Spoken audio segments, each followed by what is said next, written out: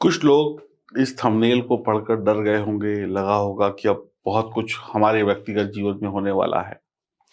Yes, थोड़ा-सा डरना भी चाहिए। अब लग रहा होगा फिर कौन-सी मुसीबत लेकर आ गए। अभी तो कुछ ठीक चल रहा था, अभी तो ये अच्छा था, वो अच्छा था, अब कौन-सी मुसीबत आ गई। तो मेरा मानना है, मुसीबत आने से पहले ही अगर सावधान हो जाएँ, तो बढ़िया रहता है। मैं एस्ट्रोलॉजर सचिन स्वागत और अभिनंदन करता हूँ अपने सभी प्रिय दर्शकों का। थोड़ा-सा सावधान रहना है, थोड़ा-सा समझना है। ग्रहों का एक ऐसा संयोग बन रहा है, जो शायद कुछ परेशानी, कुछ हलचल इंसान को दे सकता है, ब्रह्मांड को दे सकता है, 2 देशों को दे सकता है, पूरे विश्व को दे सकता है और पूरे विश्व में हम आप भी आते हैं। यह संयोग 27 मार्च को बनना शुरू होगा। 27 मार्च को शनि शतभिषा नक्षत्र में है, जो कि राहु का नक्षत्र में है।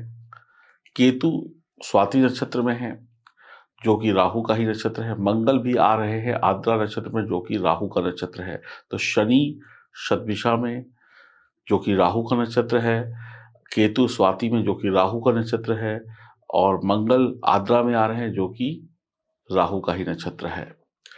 तो राहु के नक्षत्र में ये तीन ग्रह हैं। राहु के तीनों नक्षत्र में ये ग्रहों का होना जो है, जो कुछ हलचल दिखा रहा है, कुछ गड़बड़ दिखा रहा है। बड़े-बड़े मजबूत और पापी ग्रह हैं, क्रूर ग्रह हैं तीनों। राहु खुद ब खुद अश्विनी नक्षत्र में है, जो कि केतु का नक्षत्र होता है। राहु एक तरफ और शनि मंगल एक तरफ। राहु वर्तमान में मेष राशि में है, गोचर में, जो कि मंगल की राशि है, और मंगल आद्रा, जो कि राहु के नक्षत्र में है। परिवर्तन खतरनाक है कुछ, थोड़ा-सा अजीबो-गरीब संयोग है, कुछ अलग है कुछ वर्षों के बाद, लंबे समय के बाद।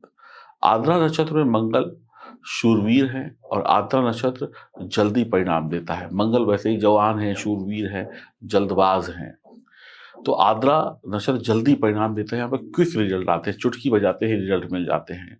और वर्तमान में 2 बड़े देशों का, रशिया का और यूक्रेन का युद्ध चल रहा है, और भी छोटे-मोटे युद्ध चल रहे हैं। पिछली बार मंगल जब आर्द्रा नक्षत्र में आए थे, तब कोरोना की सेकेंड वेव आई थी और उस समय चरम सीमा पर था। हर जगह न्यूज़ में तबाही, त्राहाकार, ऑक्सीजन, न जाने क्या-क्या 2021 में हो रहा था। 2021 के अप्रैल के महीने में बहुत दिक्कतें थी, बहुत परेशानी थी। पिछले दिनों को याद करके दिल दहल जाता है। बहुत सारी दुर्घटनाएँ, मौतें, बहुत सारे अपने हमसे छूट गए थे। इस बार भी युद्ध चल रहा है। यह नक्षत्र दिखने में शांत, लेकिन अंदर से बड़ा ही खतरनाक है। सूर्य से 4 गुना ज़्यादा इसके अंदर गर्माहट है। सूर्य की ताप में हम 2 मिनट खड़े नहीं हो पाते। अगर सूर्य 4 गुना ज़्यादा तप जाए, तो कुछ सेकंड भी खड़े नहीं हो पाएँगे। ये घटता-बढ़ता रहता है, टिक कर नहीं रहता है। मिथुन राशि भी क्षण भर में क्या हो जाती है, खुश हो जाती है। जो भी मिथुन राशि के लोग होते हैं, वो 1 सेकंड में खुश और 1 सेकंड में नाराज़ हो जाते हैं। ऐसा ही कुछ इसका भी प्रभाव है। मिथुन राशि वालों को समझना बड़ा कठिन होता है। तो इन नक्षत्रों के को अगर देखा जाए, तो ये ऊपर से नरम, अंदर से गर्म है। आर्द्रा नक्षत्र तूफान को दिखाता है। ऐसा तूफान जैसे सुनामी आती है, समुद्र की लहरें चल रही हैं और उधर से बरसात हो रही है और तेज हवाएं चल रही है। महादेव जब गुस्से में होते हैं तो तांडव करते हैं। तो ऐसा ही गुस्सा इस तूफान में भी दिखाई पड़ता है। काया पलट हो जाती है। महादेव का जो गुस्से का रूप है, वो इस नक्षत्र में दिखाई पड़ता है। तूफान लंबा नहीं होता, पर खतरनाक होता है। युद्ध के कारक मंगल ग्रह जब आर्द्रा नक्षत्र में जाएंगे, तो परेशानियां पैदा करेंगे। 3 मार्च तक मंगल आर्द्रा के प्रथम चरण में होंगे, धनु नवांश में, मंगल शनि के साथ। कुछ खतरनाक हो सकता है। युद्ध को लेकर कुछ उलटफेर हो सकता है, गलत निर्णय हो सकता है।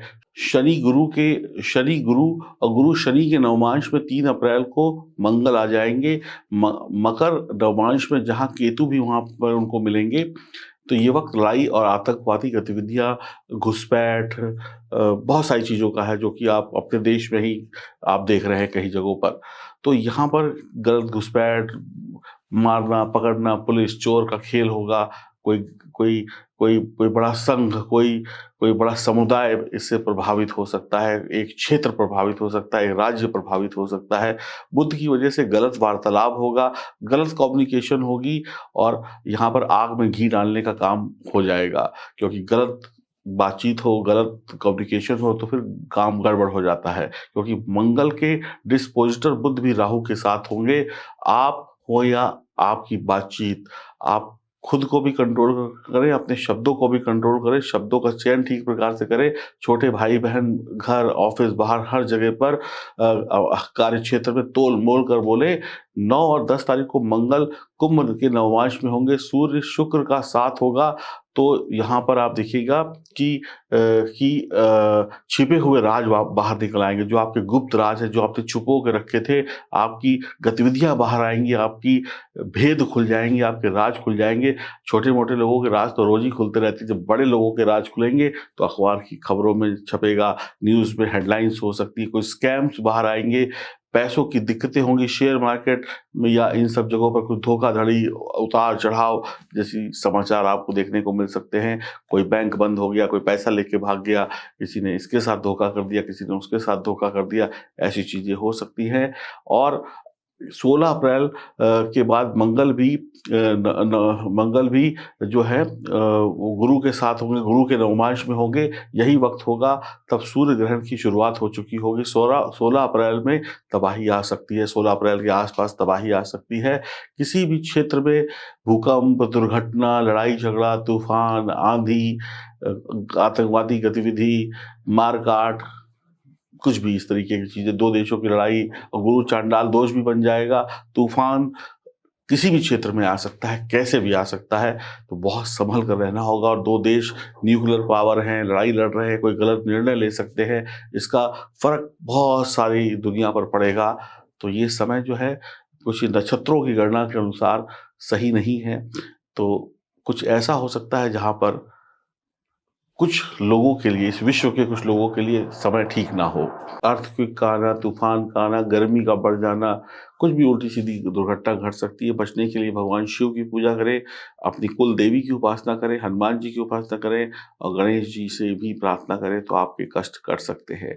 तो ये जो एक वीडियो था, ये डराने के लिए नहीं था, बताने के लिए था, क्योंकि जिस जगह पर हम रहते हैं, वो विश्व का एक हिस्सा है और हम विश्व में होने वाली गतिविधियों से प्रभावित होते रहते हैं। तो उम्मीद करता हूँ मैंने बहुत सरल तरीके से इस वीडियो को बनाने की कोशिश करी, क्योंकि नक्षत्रों का ज्ञान एक आदमी को नहीं होता है या बहुत कम होता है। बहुत सिंपल तरीके से आपको समझाने की कोशिश करी, लेकिन उससे होने वाले जो परिणाम हैं, वो मैंने आपको विस्तार से बताए। तो आपको क्या करना है, सोच समझ कर, तोल-मोल कर बोलना है, सही फैसले लेने हैं। आप चाहे छोटे अधिकारी हों या बड़े अधिकारी हों, आप अपने घर को सही तरीके से चलाइए, देश को चलाने वाले देश को सही तरीके से चलाएँ, विश्व को चलाने वाले विश्व को सही तरीके से चलाएँ, तभी ईश्वर हमें सही तरीके से चलाएगा। तो सबको अपनी ज़िम्मेदारियाँ उठानी पड़ेंगी और अगर ज़िम्मेदारियों से चूके तो विस्फोट हो सकता है। खुश रहिए, प्रसन्न रहिए, आनंद में रहिए, मुस्कुराते रहिए और ऐसे ही अपनी समस्याओं को समझते रहिए और समाधान जानते रहिए। जब जहाँ समाधान है, वहाँ पर समस्या का अंत है। आप लोग भी अपने बारे में कुछ जानना चाहते हैं, अपनी सेहत के बारे में, अपने करियर के बारे में, अपने भविष्य के बारे में, अपनी ज़िंदगी के बारे में, कौन-सा रत्न आपको पहनना चाहिए? जैसे मैंने रत्न पहने हैं, मैं एस्ट्रोलॉजर हूँ, मैं भी रत्न पहनता हूँ, मैं भी उपाय करता हूँ। जब मैं करता हूँ, तो आप क्या सोचते हैं कि मुझे तो बहुत सारी एस्ट्रोलॉजी आती है, तो मुझे कुछ करना ही नहीं चाहिए? ऐसा नहीं, मैं भी वही करता हूँ जो मुझे ज़रूरत है। अब आपको क्या करना है, उसके लिए आपको मेरे पास आना होगा, अपनी जन्म कुंडली की जाँच करानी होगी और जानना होगा कि आपके लिए क्या सही उपाय हैं, क्या करना है, क्या नहीं करना है। हरि ओम, नमस्कार।